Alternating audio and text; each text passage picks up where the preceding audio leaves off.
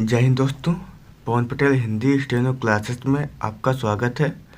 Dictation 80 word पर minute. Dictation 5 second बाद शुरू होगी।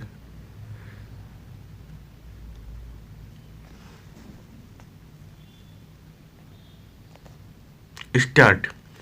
मनुष्य कितनी ही अवनति की अवस्था में क्यों ना पहुंच जाए, एक समय ऐसा अवश्य आता है जब वह अपनी स्थिति से त्रस्त होकर स्वयं में विश्वास करना सीख जाता है।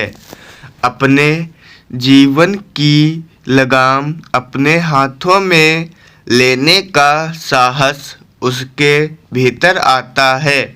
यदि उन्नति का चरम शिरोबिंदु है तो विश्वास रखिए कि अवनति का भी एक चरम अधोबिंदु है। मनुष्य का जीवन एक सतत यात्रा है।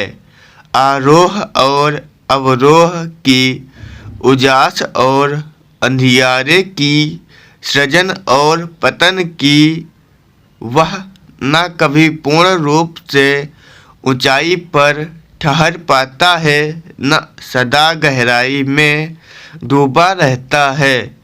जिसने इस सत्य का साक्षात्कार कर लिया, वह समस्त उद्वेग से मुक्त हो जाता है। यह प्रक्रिया आकस्मिक नहीं होती।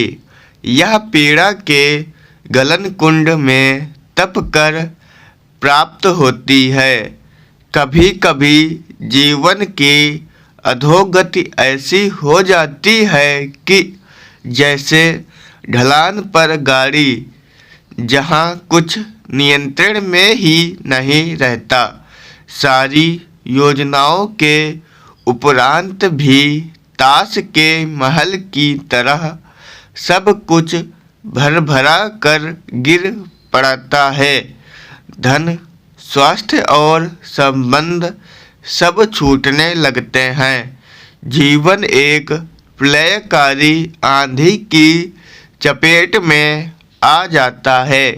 उस समय यह स्मरण रखना चाहिए कि आंधी तूफान के समय सबसे बड़ी बुद्धिमानी यही होती है, उसके बीतने की प्रतीक्षा करना।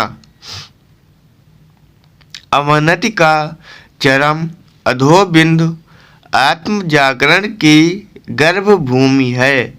तब मनुष्य की हर असफलता, हर पीड़ा से मिली सीख एक सीढ़ी बन जाती है। उसे ऊपर ले जाने वाली यह आत्मबोध का क्षण व पड़ाव है जहाँ मनुष्य ईश्वर और दैवीय शक्तियों के सबसे निकट होता है।